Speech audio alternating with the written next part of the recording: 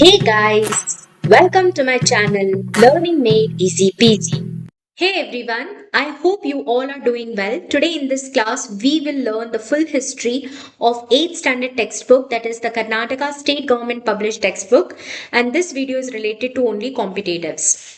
As you all know, the Karnataka State Government published textbook of 8th standard consists of 12 lessons. So I had divided this particular textbook into two videos for your convenience. In the previous video or previous class, that is the 8th standard part 1 class, we have already dealt with and studied the first 6 lessons. So in this particular class, that is 8th standard part 2 class, we will deal with the remaining 6 lessons only.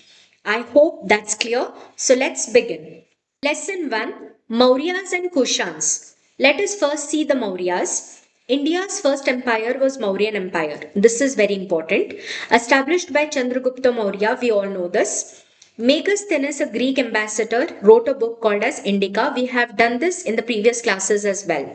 So this book of Indica, it reveals about the city administration, social, religious life of the Mauryas. Kautilya's Arthashastra, that is, Kautilya is a person who has written a book called as Arthashastra, which is in Sanskrit language. We have done this in the previous classes as well. So, Kautilya was the teacher and the prime minister of Chandragupta Maurya.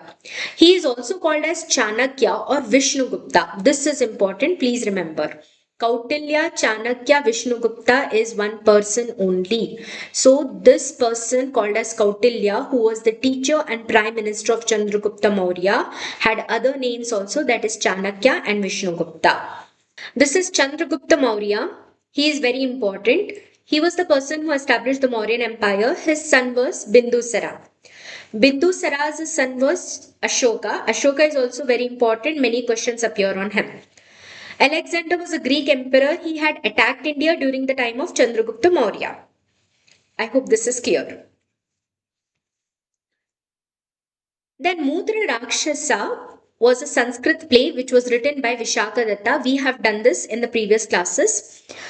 Vishakadatta's Mudra Rakshasa, this Sanskrit play talks about what? It talks about the process of Chandragupta Maurya being brought into power by Kautilya. Deepavamsha and Mahavamsha, these two are the Sri Lankan literary works. They talk about the efforts of Ashoka to spread Buddhism in Sri Lanka. Please remember these things, okay? Sometimes they ask you as to this poem, this work, this play talks about what? And the options too will be very confusing. So please remember what does it talk about, okay? In 1905 CE, R. Ramashastri discovered the manuscript of Kautilya's Arthashastra at the Oriental Library of Mysore. Then we have Chandragupta Maurya, who is very important, the person who established the Mauryan Empire. He dethroned the last king of the Nanda dynasty called as Dhanananda at the age of 25. He was just 25 years old when he defeated him. In last days, he travelled to Shravana in Karnataka along with a Jain sage called Bhadrabahu and took Salekhana Vratha and died. What is this Salekhana Vratha? Well, this is Salekhana means death by fasting facing towards the north. So, when they came to Shravana both Bhadrabahu as well as Chandragupta Maurya, they took up the Salekhana Vratha. What did they do in this? They faced towards north and started fasting until death. Next we have Ashoka. Ashoka was the son of Bindusara. Ashoka had to kill all his 99 brothers to assume the throne as per the Buddhist tradition. Internal war among the brothers went on for 4 long years. Kalinga War. This is the only war that was fought by Ashoka, and he fought this war after 8 years of becoming a king. That is, Ashoka became king in 269 BCE. And he fought this war of Kalinga on 261 BCE, that is after 8 years of becoming a king. 13th rock edict, that is the 13th rock inscription of Ashoka, provides a lot of information on this battle. This is very important, please remember. After this battle, thousands and lakhs of people had died and thousands and lakhs of people had become handicapped. So the destructions that were caused by this war of Kalinga disturbed Ashoka so much that he changed his foreign policy from Digvijaya to Dharma Vijaya. That is, Ashoka said that the victory of religion is better than the victory in the battlefield. Victory in the battlefield is called as Digvijaya, whereas victory of religion is called as Dharma Vijaya. So he changed his foreign policy from Digvijaya to Dharma Vijaya. And he started spreading the message of peace. Ashoka said, live and let live. He appointed officers named Dharma Mahamatras to preach the principles of Buddhism. Rakshita was sent to Banavasi and another person by name Mahadeva was sent to Mahisha Mandala, Mysuru. Please remember these names and where they were sent to. Rakshita was sent to Banavasi and another person by name Mahadeva, he was sent to Mahisha Mandala, that is Mysuru. He also sent his son Rahula and daughter Sangamitra to Sri Lanka to spread Buddhism again. He organized the third Buddhist council at Pataliputra in 250 BCE. Remember this, it is very important. It has been asked several times. The third Buddhist conference was held by Ashoka at Pataliputra in 250 BCE. All this is important. Ashoka is said to be the father of inscriptions. Who is the father of inscriptions? Ashoka. Again important. The first inscriptions to be read was Ashoka's inscriptions in 1837 CE. A British officer named James Prinsep deciphered Ashoka's inscriptions for the first time. Again important. Titles like Devanam Priya and Priyadarshi Raja. These titles belong to Ashoka. All this is important. Please remember. Charles Bedon, a British engineer, read an inscription at Maski of Raichur district in 1915 CE. Devanam Priya Priyadarshi Ashoka. This reference appears for the first time in this inscription. The inscription which is there at Maski of Raichur district first tells us that the titles of Devanam Priya and Priyadarshi Ashoka belongs to Ashoka because they evidently refer Ashoka as Devanam Priya and Priyadarshi Raja. This is very, very important. Please remember this. Who read it? When he read it? Which inscription it is, where it was found, and which titles it has described. Okay, all this is important. Ashoka's inscriptions are found in Brahmagiri of Chitradurga district of Karnataka. Ashoka's inscriptions are found at 45 places across India and Afghanistan with 181 versions. Symbols in the pillar of Saranath is used as the national emblem of India. This is again important. The national emblem of India is taken from where? It is taken from the pillar of Saranath of Ashoka. The scripts in which the inscriptions of Ashoka are written are Brahmi and Prakrut. In the northwest, we see the Aramaic and Kharoshti languages used in the inscriptions. And in Afghanistan region, we see that Aramaic and Greek scripts are used. Okay, all this is important. Please remember. The scripts are Brahmi, Prakrut in India, in the northwest, and all other Indian regions. Okay, in the Afghanistan region, you find the scripts in Aramaic and Greek. And in the northwest India, you find the languages of Aramaic and Kharoshti. Okay, all this is important. Pushyagupta, a governor, built Sudarshan Sarovara, a dam in Junagadh of Gujarat. Pushyagupta was a governor during the time of Chandragupta Maurya. Officer Tushaspa built a canal system for this dam, that is Sudarshan Sarovara Dam, and Tushaspa was an officer during the time of Ashoka. Officers named Samaharta and Sunidatta were in charge of tax collection. The technology of producing metals, that is alloys, evolved during the reign of Mauryas. This is very, very important. The technology of producing metals, that is alloys, had evolved during whose period? It was during the Mauryan period, the Maurya's rule. Their capital was Pataliputra. Kachu marked silver coins were in circulation during the Mauryan kingdom. Megasthenes records the presence of 7 castes in the Mauryan society in his book Indica. It does not record the existence of slaves and dasas. All this is very, very important. It was asked several times in several competitive exams. Okay, so you must remember that Megasthenes had written a book called as Indica, which mentions that there were only 7 castes in the Mauryan Empire, and Indica does not record the existence or the presence of any slaves or dasas during the Mauryan Empire or in the Mauryan society. The officials like Rujuka means justice officer. Rujuka means justice officer, and Yukta means information recording officer were there in the Mauryan Empire. How will you remember this? See, Yukta means what? To record something. Okay, so Yukta is the information recording officer. This is a map over here that shows you the extent of the Mauryan Empire. See how big it was. That is why it was called as an empire. This is a picture of the Kalinga War. Can you see the destructions that it had made? The bloodshed that it had made? Huge it was.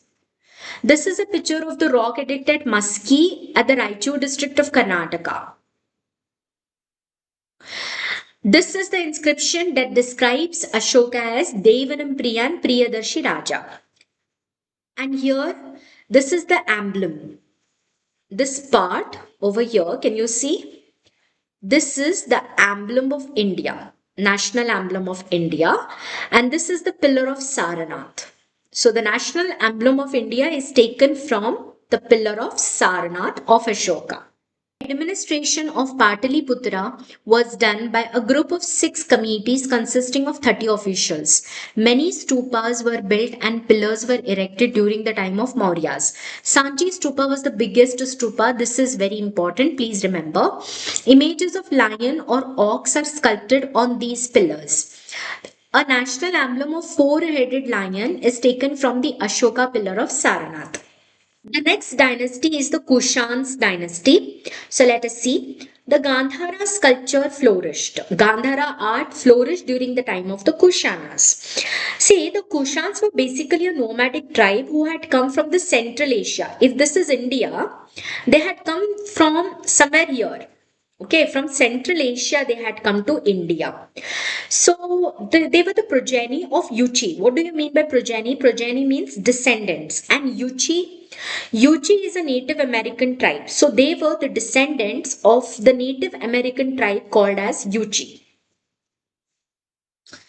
Here is a map which shows you the extent of the Kushana Empire. This is the Kushan Empire. Can you see? Not as much as the Mauryan Empire, but yes. And can you see this part? This shows that they had come from the, Central Asia part. And these are the images, the sculpture that shows you the Gandhara art.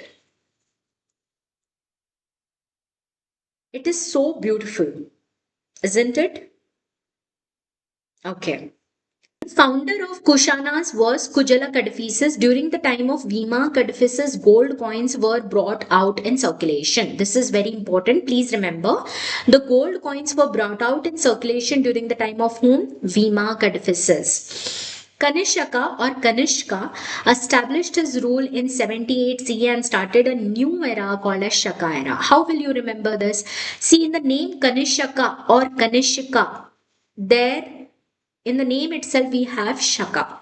So Kanishka started the Shaka era in 78 CE. His capital was Purushapura. And he held the 4 Buddhist council in Kashmir. Everything comes with K. You see, Kanishka started the Shaka era and 4th Buddhist council in Kashmir. Gold coins were started during the time of Bhima Kadphises. Please remember all these things. These are very important. Here we have completed the first lesson. The second lesson is the Guptas and the Vardhanas. So let us first see the Guptas. After the fall of the Mauryas, the northern India was ruled by Kushans and the southern India was ruled by Shatavahanas. See, the northern India after the fall of the Mauryas, we see it was ruled by the Kushanas. After the fall of the Kushanas, there emerged the Guptas who were the feudatories of the Kushanas. In the southern India, after the fall of the Mauryan dynasty, we see Shatavahanas. So, Guptas were the feudatory of Kushans. Founder of Guptas was Shri Gupta. His capital was Pataliputra. The sources that talk about the Gupta Empire were the pillar inscription of Allahabad, pillar inscription of Mehroli, Vishakadatta's Mudra Rakshasa and Devi Chandraguptam. See, in the work itself, we have Gupta, right? So, like this, you can connect the work with the Gupta Empire. Then Rajashekara's poetics and Kaumudi celebration of Vijike. What is this Kaumudi celebration? This Kaumudi celebration is also called as Kaumudi Mahotsava, which means the festival of moonlight. Kaumudi Mahotsava means what? Festival of moonlight. Moonlight. So it is a Sanskrit play of uncertain date. The play narrates the story of a prince called as Kalyana Varman of Magadha, whose adopted brother Chandasena forms an alliance with the rival Lichavis and they treacherously attack Magadha. So I hope this is clear. Kaumudi Mahotsava. Whenever you will see this Kaumudi Mahotsava, no, you will see this Vijike. She was a poetess, a very great poetess, and she was the daughter-in-law of Pulakeshi too. Please remember this. Historian V.A. Smith calls the period of Guptas as the golden period in the Indian history. This is very, very important. Very, very important. Who calls it and which period it was? The golden period in the Indian history. It is the Gupta's period. And who says it? The historian V.A. Smith.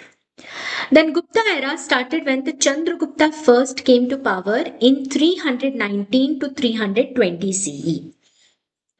Then we have Samudragupta, Allahabad pillar inscription inscribed by Hari Sena. How will you understand this or learn this? See, Hari means what? Haryali. Okay, it's greenery. Okay, and Abad. Abad is a Urdu word which means prosperity. Prosperity. Whenever you see Haryali, you see prosperity, or prosperity is directly or indirectly related to the greenery. So, like this, you can relate it and learn it. Allahabad pillar inscription was inscribed by Hari Sena and it was in which language? Sanskrit language. His passion for music can be seen in the gold coins which depict him playing on the veena. Playing on the veena. We have done this before also in the previous classes. Iron pillar at Mehroli in Delhi near Qutub Minar is important. It is not rusted till date. This shows that Indians had the sound iron technology. This is also important. Then we have Chandragupta II. Chandragupta II had the title of Vikramaditya. Please remember this. This is very important. Kalidasa belonged to this age. So, during whose rule was Kalidasa? Kalidasa was during the rule of Chandragupta II. He has written many poems and many dramas. Poems like Meghaduta, Raghu Vamsha, Kumara Sambhava, and Ritu Samhara. All these poems are written by Kalidasa. And here, Meghaduta, this is a poem which was written by Kalidasa. Kalidasa's poetic creation. Let us understand the story of Meghaduta with the help of a picture. See here, can you see the picture? This person is Yaksha. Okay, Yaksha is exiled by King Kuber for having neglected his duties. In this situation, the Yaksha stops a passing cloud. This is a cloud. He stops this passing cloud and persuades it to carry a message of love to his wife who lives near the Kailash mountain. He describes the beautiful scenery on the route of his wife's place. Even today, this poem is very famous and it is famous all over the world. How beautiful the picture is. C. Yaksha is exiled by King Kuber, and Yaksha requests the passing cloud to send a message of love to his wife who lives near Kailash mountain. This poem of Meghadoot is translated into all the Indian languages and major languages of the world. It is famous even today. Then we have Abhijanana Shakuntala. This is a very famous drama which was written by Kalidasa. Let us understand this drama with the help of a picture. What happens is first this King Dushyanta, this is the King Dushyanta. He happens to come to sage Kanva's ashram. There he sees Shakuntala. This is Shakuntala. Okay, he sees Shakuntala, falls in love with her, and they both get married in Gandharva style. All this takes place in the absence of sage Kanva. After some time, Dushyanta leaves Shakuntala and returns to his capital. He returns to his capital. During this period of separation, sage Durvasa appears at Kanva's ashram. This is sage Durvasa. And this is Shakuntala who is sitting lost in the memories of Dushyanta. So sage Durvasa has no one to attend him and is enraged. Sage Durvasa loses his temper and curses her, saying, "Let the one in whose memory you sit forget you." When he realizes his own harshness, Sage Durvasa suggests a way to free from the curse. Here he suggests a way. He says that an object given to her would ultimately bring back his memories of her. The object was a ring that Dushyanta had given to Shakuntala. As the sage Durvasa had said, Dushyanta forgets Shakuntala. After a period of time, the disciples of sage Kanva take the carrying Shakuntala to the court of Dushyanta to unite them. On the way, Shakuntala loses the ring. Because she loses the ring, Dushyanta cannot remember her. Thus, Dushyanta is unable to recognize her and Shakuntala leaves the palace in humiliation. After a few days, the ring is found in the stomach of a fish. And seeing on it, Dushyanta recalls everything. He is filled with remorse. Some time later, when he is returning from a journey, he pays a visit to sage Maricha's ashram. Here he comes here and he sees that a small boy was playing with lion cubs and elephant and other toys. So when he comes here and talks to this boy, he inquires about this boy, and this boy is his own son, that is Sarvadamana. In this manner, Dushyanta is united with his wife Shakuntala as well as son. Here I have just written few lines on Abhijanana Shakuntala. You can just go back and read it once. Then we have Shudraka wrote Mricha Katika. See, in Shudraka we have Shudra, who were the low caste people. And in Mricha Katika we have Kat. I know the spelling of Kat is CUT, but here we are just trying to relate so that it becomes easy for us to remember. So Shudrakas were the low caste people, so that is why they were cut from the main society.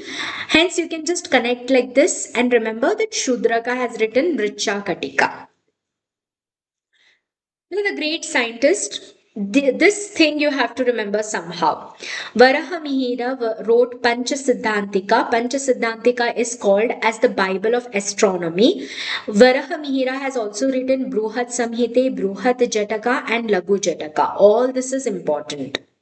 Bhaskara was also a great scientist. Aryabhata, the first Indian satellite, is named after Aryabhata. He invented zero.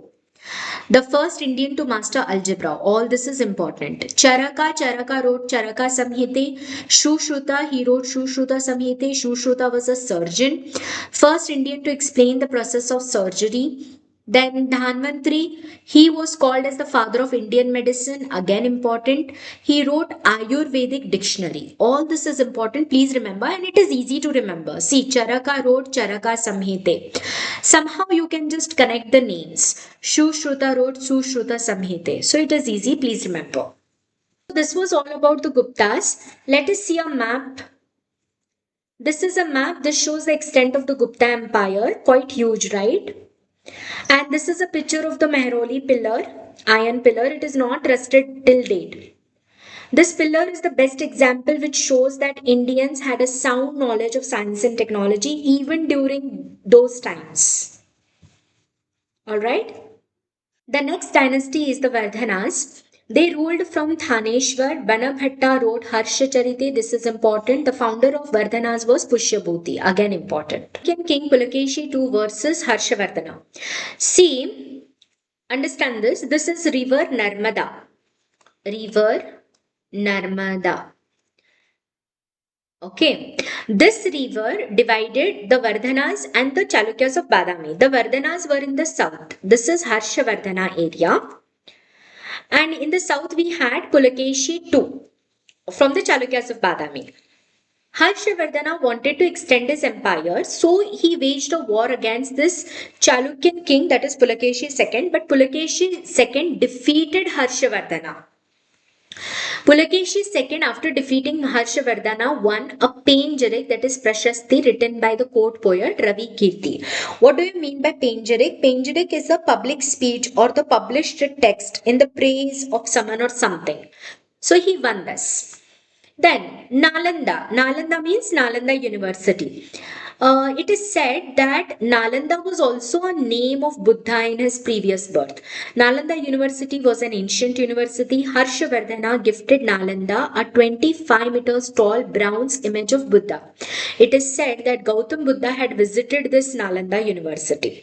Huan Sang also visited Vardhanas during the time of Harshavardhana. Accidental fire destroyed many texts. Bureaucracy, this is very important. Please remember the names and the works. First is Mahasandhi Vigraha. He was the negotiator. How will you remember this? See in the word Mahasandhi, Sandhi. Sandhi means what? You have a doubt.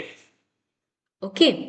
Sandhi means doubt. Whenever you have a doubt, you negotiate, you talk, you discuss to remove that doubt. So Mahasandhi Vigraha means what? The negotiator.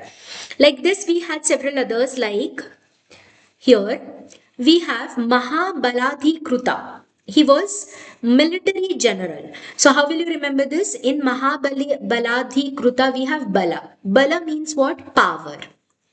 So only a military general will have power, right? So like this you can connect that Mahabaladhikruta means military general. Bhogapati means tax official. Bhog.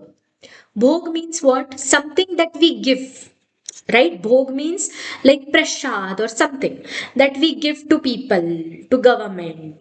Okay. So like this we give bhog to the government also. So we are giving bhog, that is tax, to the tax official. So like this you can connect. Like this we also had duta. This you have to remember like that only. This is the map. Can you see this? This is the extent of the Vardhana dynasty, Harshavardhana Empire. And this is a picture of Nalanda University. These are the ruins of the Nalanda University, but still you see how beautiful it looks. Okay. Here we have completed the second lesson. Then South Indian Shatavahanas, Kadambas and Gangas. Vindhya mountains separate North and South India. Okay, remember this. It is important. Which mountains? Vindhya mountains. First, let us see the Shatavahanas. The Shatavahanas were the first to have established a dynasty in the Deccan. This is important. Which is the first dynasty that was established in the Deccan? It was the Shatavahanas. Simuka became independent and made Srikakulam as his capital.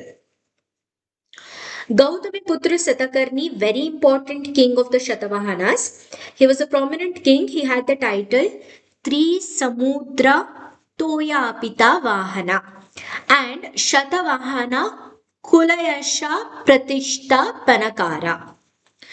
I know it is very difficult to remember the titles, but please remember these titles. It is important. Yajna Shri Shatakarni was the last king. Literature was created in Prakrit language. Gatha Saptasati was written by King Hala. We have done this in the previous classes as well. A Chaityalaya was built in Karle by the Banavasi merchant Bhutapala. Here is a map. Can you see? This is the Vindhya ranges, Vindhya mountains. Look how it separates India into two equal parts. This is the North India and this is the South India. Clear? Okay. And here is a map which shows you the extent of the Shatavahana dynasty. Maps are also important. Please see. Okay. The next dynasty is the Kadambas. The Kadambas ruled from 325 to 550 CE.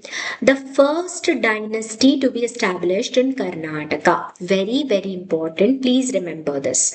Which was the first dynasty that was established in Karnataka? It was the Kadambas. Their capital was Banavasi. Mayur Sharma was the founder of this dynasty. Mayur Sharma was actually a Brahmin. He was insulted by the Pallava king called Shivaskandavarman. Therefore, he adopted the Kshatriya dharma and Kshatriya life and became Mayuravarma. He changed his name from Mayura Sharma to Mayuravarma. Chandravali inscription of Chitradurga, it talks about Mayuravarma increased the height of the wall of Chandravati Lake. Then the court language was first Prakrit and later Sanskrit. Kannada was the language of the people, local people. Halmidi inscription is the first inscription in the Kannada language. This is also important. Please remember this. The first inscription in Kannada language was Halmidi inscription. Here is a map which shows you the extent of the Kadamba Empire. Can you see the Karnataka comes here only. First dynasty that was established in Karnataka. And this is the Halmidi inscription. When I zoom in, can you see the script? It is Kannada. Hale Kannada it is. Aravalli inscription is in Prakrit language. Talagunda inscription is the first Sanskrit inscription to be found in Karnataka. Very, very important. Please remember, the first Sanskrit inscription to be found in Karnataka was Talagunda inscription. This is the first Sanskrit inscription which was found in Karnataka. But the first Sanskrit inscription in India was which? If you know, then please comment below. The third dynasty is the Gangas. Founder of the Ganga dynasty claimed they were the descent from the Ishkvaku dynasty. The founder was Dadiya, that is Konguni Varman. Durvinitha, very famous and very important king. Nallala copper inscription, what does it talk about? He constructed many lakes for the purpose of irrigation. Who he? Durvinitha. Translated the Prakrit work Vaddakatha of Gunadhya into Sanskrit. Who translated it? Durvinitha translated the Prakrit work of Vaddakatha into Sanskrit language. Bahubali Gomateshwara. In Shravanabellagola, we have this statue of Gomteshwara, which is a symbol of life of renunciation. This was installed by Chavundaraya, the minister of Rachamalla IV. Among 100 brothers, Bharata was the eldest and Bahubali was the youngest. Bharata versus Bahubali. Oh, this is very important. Can you see this picture? Yes. So they were 100 brothers. In these 100 brothers, Bharata, this is Bharata, was the eldest, and Bahubali, this is Bahubali, he was the youngest. So what happens is, Bharata was very powerful, and because he was the eldest son, he was coronated as the king. He finds a Chakra Ratna, a special wheel, won all the kingdoms and became an emperor. But even before he becoming the emperor, all his younger brothers had accepted his sovereignty. But when it came to Bahubali, Bahubali did not accept his sovereignty. So both of them engaged in a battle. But when they did battle, Bharata lost in Drushti Yuddha, Jala Yuddha, and Malla Yuddha.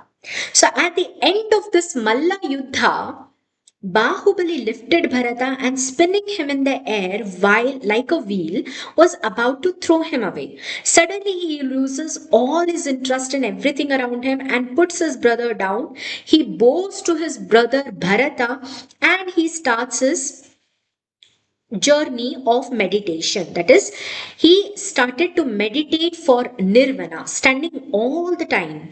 As he did not achieve salvation, he realizes that as long as he stood in his brother's kingdom and meditated, he would never achieve nirvana. Later, Bharata came to Bahubali and said that the whole kingdom is of Bahubali, and I am ruling this kingdom on behalf of Bahubali. When Bharata told this, then only Bahubali achieved Nirvana. I hope you have understood this story. So this statue of Gomteshwara, Bahubali Gomteshwara, is a 58-foot monolithic idol it is. The Mahamastak Abhisheka of Gomteshwara takes place once in every 12 years. Significant contributions of the Gangas are the tall pillars called Manasthambas and Brahma Manasthambas. Madhava too wrote a commentary on Dattaka Sutra. Durvinitha wrote Shabdavatara in Sanskrit language. Then Sri Purusha wrote Gaja Shastra. Shiva Madhava wrote Gajashtaka in Kannada language. Poet Hemasena wrote Raghava Pandavya. Vadiba Simha wrote Gadya Chintamani and Shastra Chudamani. Nemi Chandra wrote Dravyasara Samagraha. Chavundaraya wrote Chavunda Purana. All these works are very important. Please remember this. They may ask this. Let us try to make certain connections. See, in Durvinitha, we have far. That is dur. Okay, dur means far. And in Shabdavatara, we have shabd, which means words. So, far words or words are very far. Like this, you can connect and remember that Durvinitha has written Shabdavatara in Sanskrit language.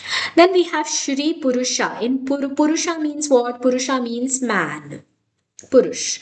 Gaja Shastra. Shastra means knowledge, or you can even say research. So only a man can have knowledge, or only a man can do some research. So like this, you can just connect Purusha and Shastra and remember that Shri Purusha has written Gaja Shastra. Shiva Madhava has written Gajashtaka in Kannada language. Shiva, Lord Shiva, over here, and in Gajashtaka you can take Gaja. Gaja means what? Elephant. And Lord Ganesha has the head of Gaja.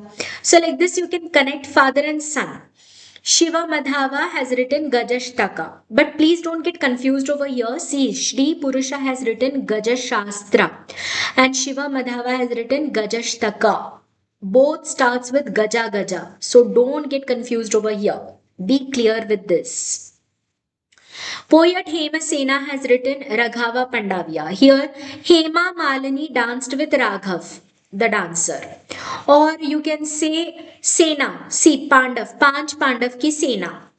Like this you can connect. So, poet Hemasena has written Raghava Pandavya. Vadiba Simha wrote Gadya Chintamani and Shastra Chudamani. So, I had a friend called as Adiba. Adiba used to be very chintit, that she used to be always worrisome, very chinta, and she used to eat chuda, lots of chuda. Chuda was her favorite.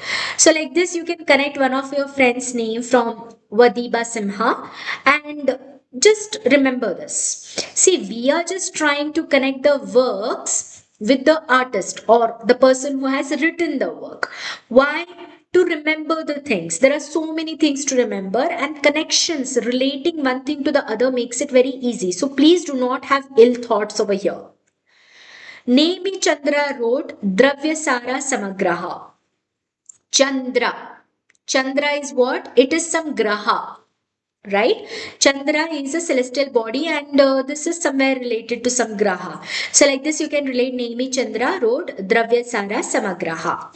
Then Chavundaraya wrote Chavunda Purana. This you can remember somehow. See, the name itself has it. Chavunda Purana. Okay.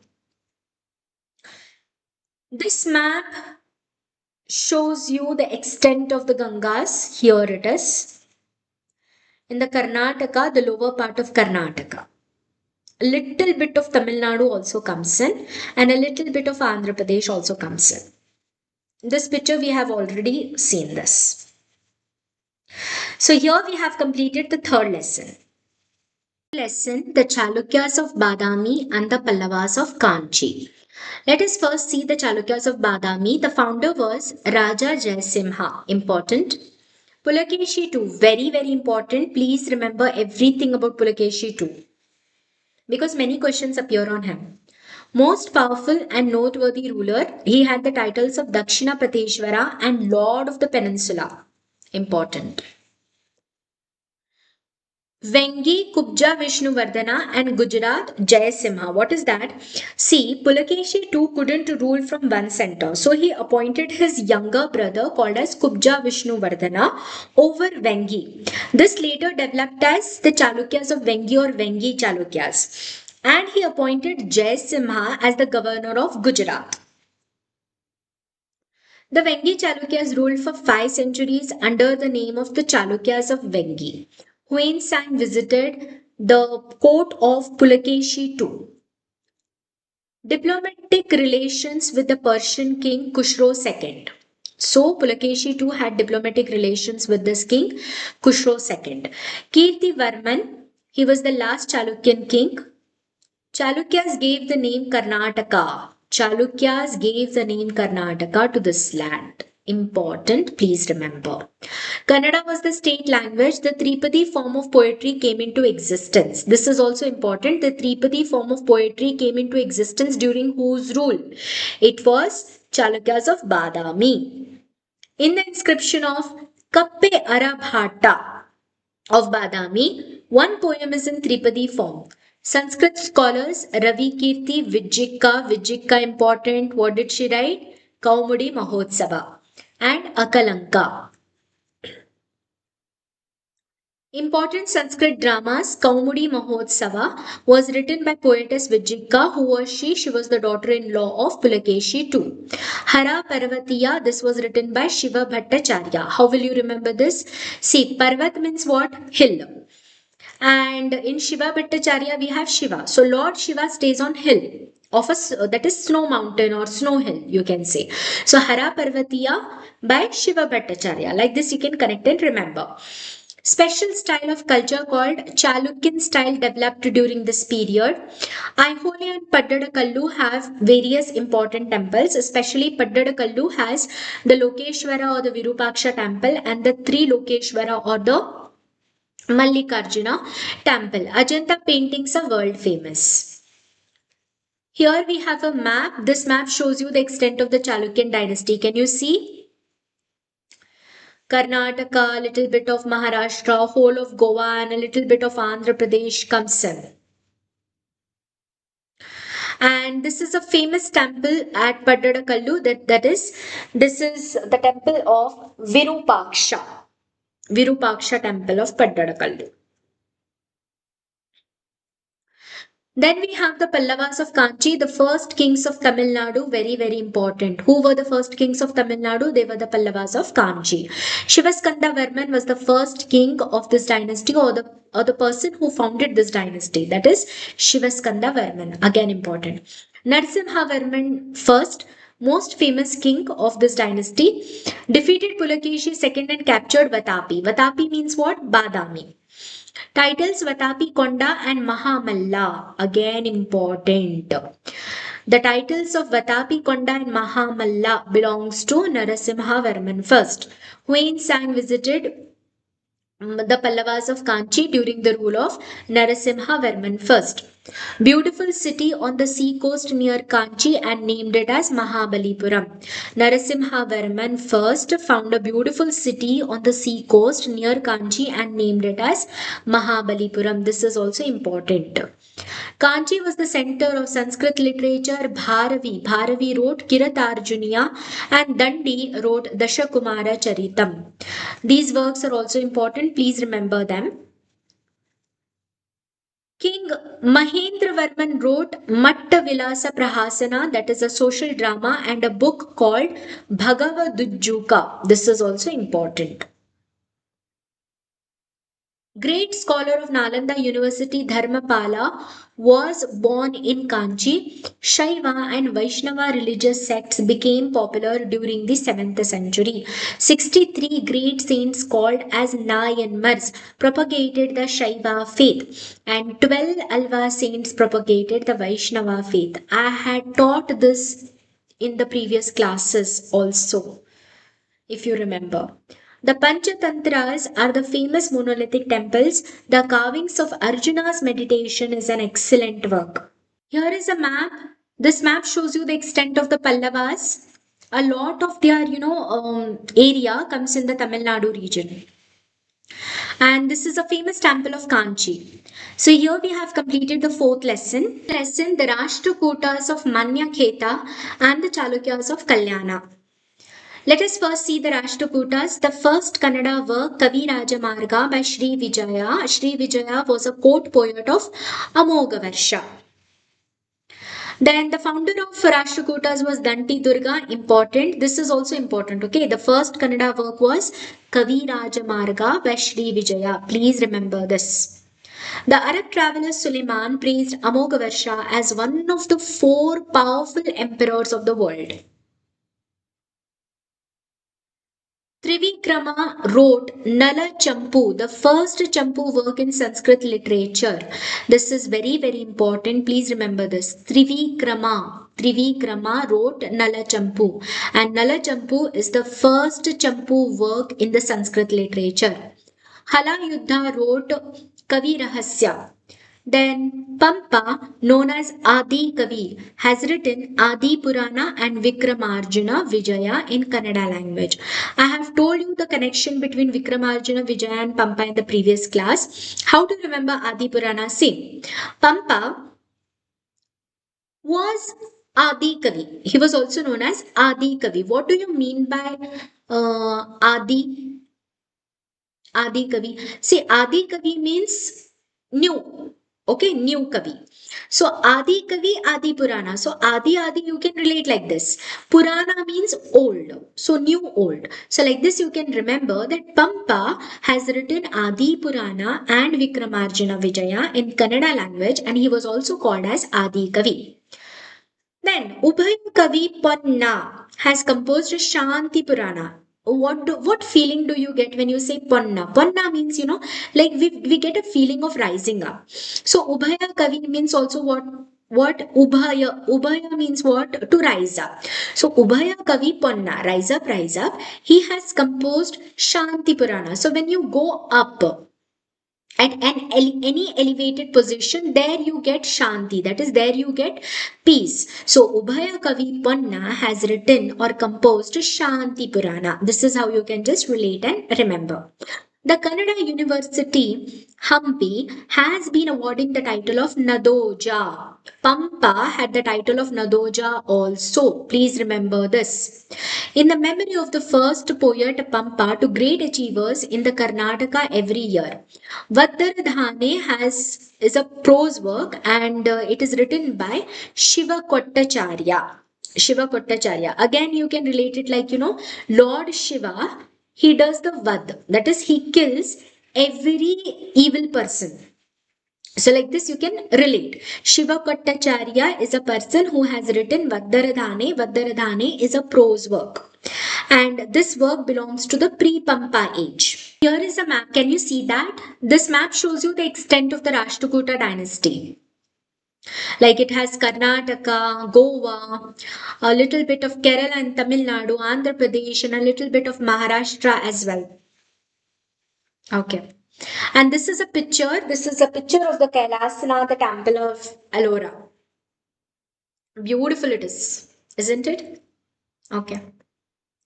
The Kailasanath temple at Ellora, it was built by Krishnavan. It is a monolithic wonder. Then we have the next dynasty, that is the Chalukyas of Kalyana. See, we have three Chalukyas in total. The Chalukyas of Badami, the Chalukyas of Kalyana, and the Chalukyas of Vengi. So here we are going to study the Chalukyas of Kalyana now. Vachana literature came into prominence during this period. Someshwara I, he built a new city called Kalyan and made it his capital. It is today's Basava Kalyan in Bidar district of Karnataka. Please remember this. This is very important. Basava Kalyan of today, or the Kalyan, was made a capital by making it a new city. Who did it? It was done by Someshwara I. Tailapa II established the kingdom of Kalyana Chalukyas. Tailapa II, again important. Someshwara I defeated Rajadaraja Chola in Koppam. Then we have Vikramaditya VI, very, very important person. He was son of Someshwara I.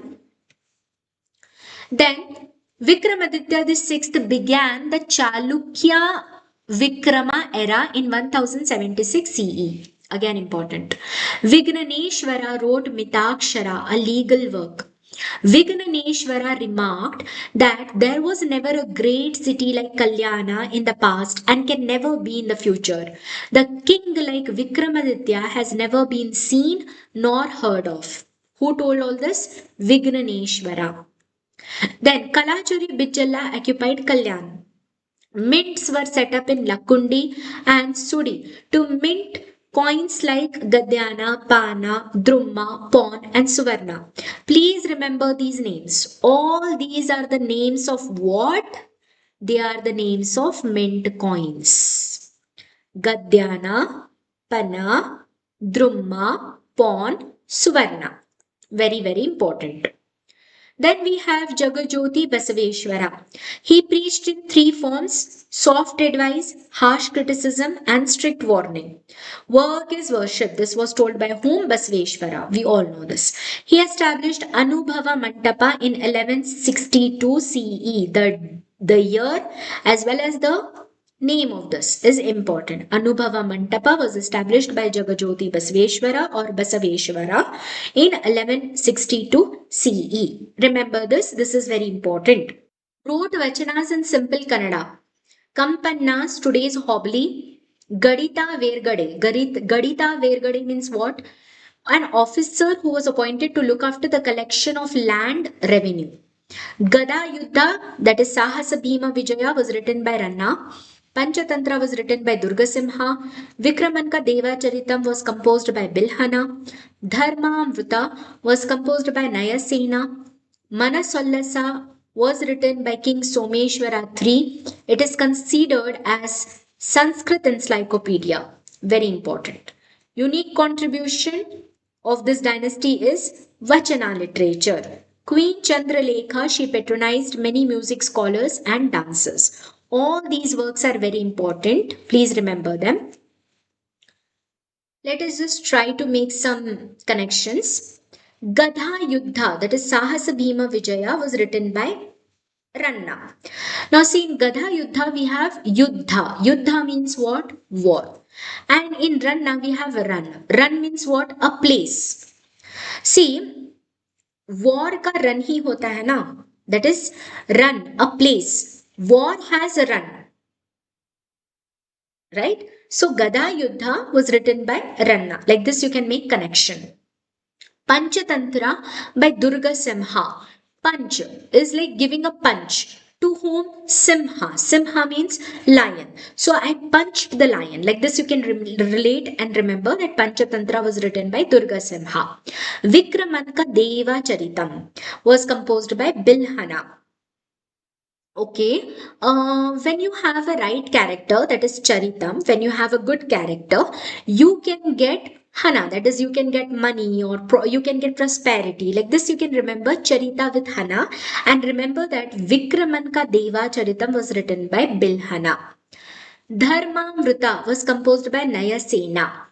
Dharmamruta, Amruta. Amruta means what? Medicine. And Sena.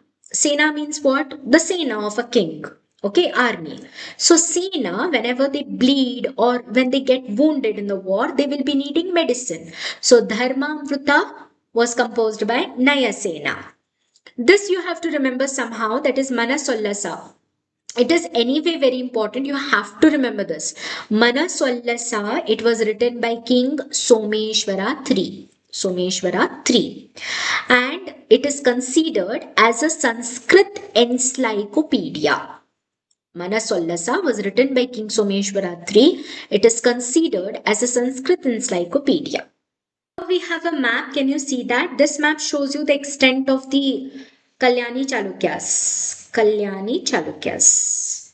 Okay. And this is the picture of the great Basaveshwara. Manasollasa and the work of Jagadeka Malla II, Sangeeta Chudamani, discuss many topics related to music, dance, art, jewelry. Try to remember this. This is also important. Here we have completed the 5th lesson. The 6th lesson, the Cholas and the Hoysalas of Dwara Samudra. First, let us see the Cholas. According to the Sangam literature, Karikala Chola is the founder of this dynasty. Important. Who is the founder? Karikala Chola. Vijayalaya Chola made Tanjavur as his capital. This is also important. Who made Tanjavur as his capital? It was Vijayalaya Chola. The Brihadeshwara temple was built by Rajaraj Chola I in Tanjavur is very famous. Here we have a map. Can you see that? This map shows you the extent of the Chola Empire. Covers the whole Tamil Nadu, the whole Kerala, a little bit of Karnataka and a little bit of Andhra Pradesh. And also there in the Sri Lanka. Can you see that? Yes. And this is the famous temple of Brihadeshwara. Brihadeshwara temple of Tanjavur. How beautiful it is. Okay. Community of subjects called Ur in every village. Tara Kurram was a village. Uttara Meruru Agraha. It was famous for education. Ramayana was written by Kamba. Periya Purana composed by Sekkilar. Then Tirukka Devas Jivika Chintamani. This is important. Tirukka Devas Jivika Chintamani. The next dynasty is the Hoysalas of Dwarasamudra. The founder of this Hoysala dynasty is Sala. On the order of a Jain monk, Sudatta fought with a tiger. Sala fought with a tiger and killed it near Sosevuru village. Sosevuru village, that is today's Angadi in Muddigeri taluk of Chikmagaluru district of Karnataka.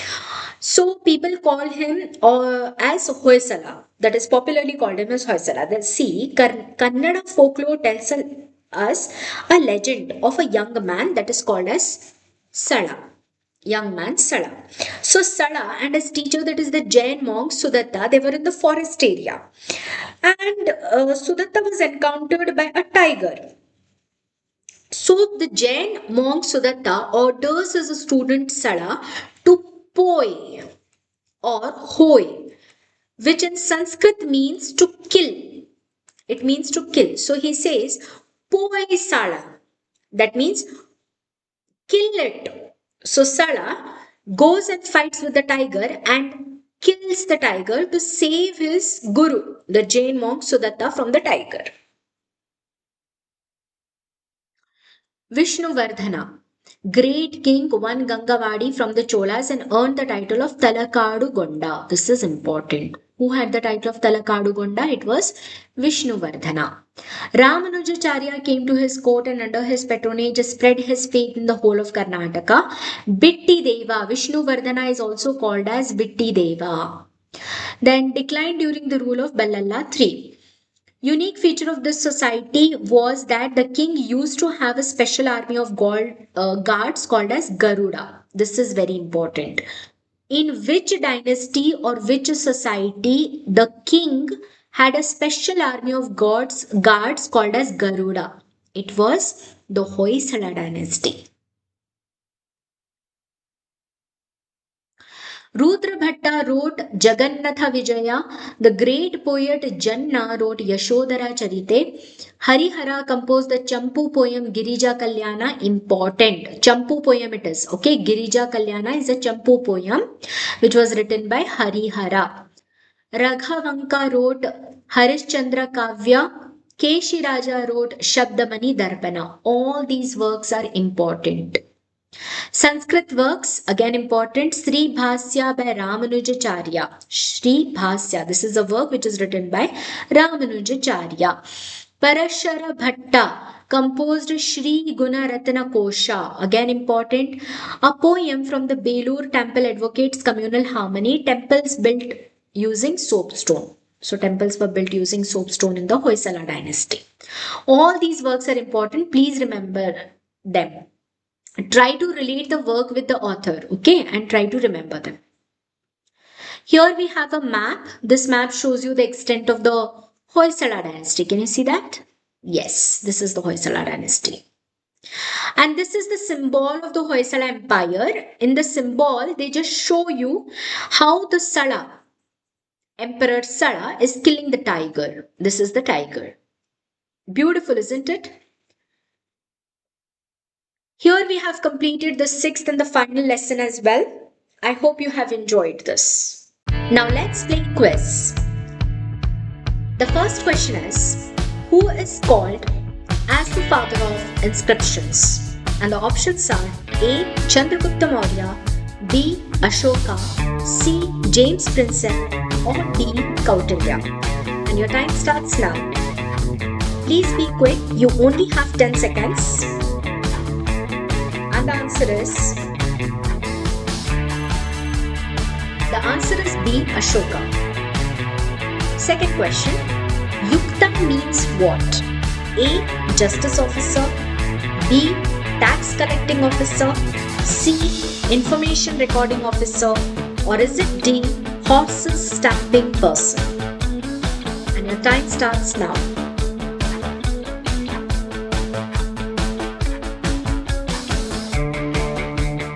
And the answer is C. Information recording officer. Third question, Kalidasa was there during whose rule? A. Shri Gupta, B. Chandragupta I, C. Samudragupta, or D. Chandragupta II. The time has begun. Be quick. Be quick, be quick. And the answer is D. Chandragupta II.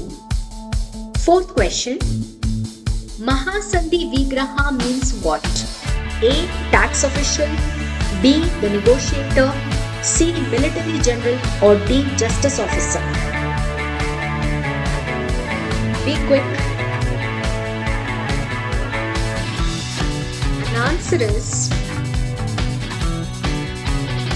The answer is B. The negotiator. Fifth question, which was the first Sanskrit inscription to be found in Karnataka? A. Talagunda inscription, B. Halmidi inscription, C. Malavalli inscription, or D. Chandravalli inscription. The time has begun. Be quick.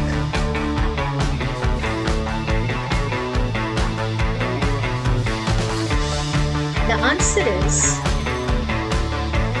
is A. Talagunda inscription.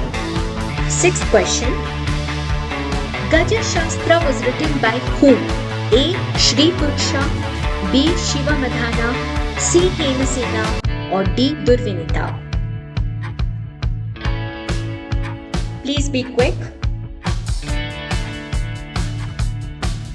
And the answer is A. Shri Purusha.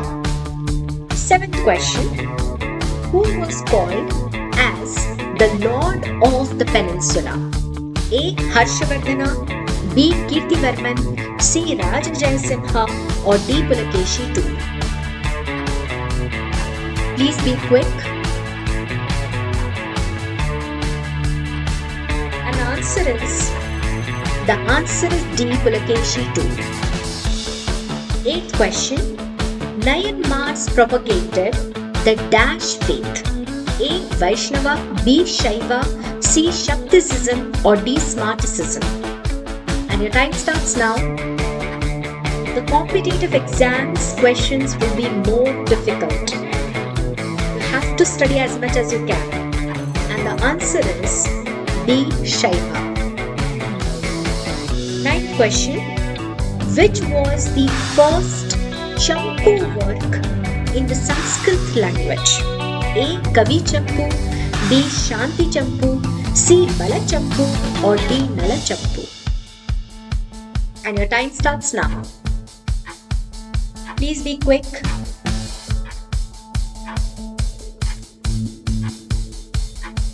And the answer is D. Nala Champu. 10th question, Chalukya Vikrama era started in A. 78 CE, B. 1000 CE, C. 70 CE, or D. 1076 CE. The time is running out. Please be quick. And the answer is D. 1076 CE. The 11th question, Brihadishwara temple was built by whom? A. Karikala Chola, B. Rajaraja Chola II, C. Rajaraja Chola I, or D. Rajarajendra Chola. Be quick, be quick. And the answer is C, Rajaraja Chola I. The last and the final question, the 12th question, who had the title of Talakadu Gonda? A. Vishnuvardhana, B. Ballala III, C. Sala, or D. Vikramaditya VI? And your time starts now. Please be quick, the time is running out. Be quick. And the answer is A. Vishnuvardhana. So what's your score? Please don't forget to comment down your score. Thank you for watching. Please do like, comment, share, subscribe to my channel, and don't forget to press the bell icon. Thank you.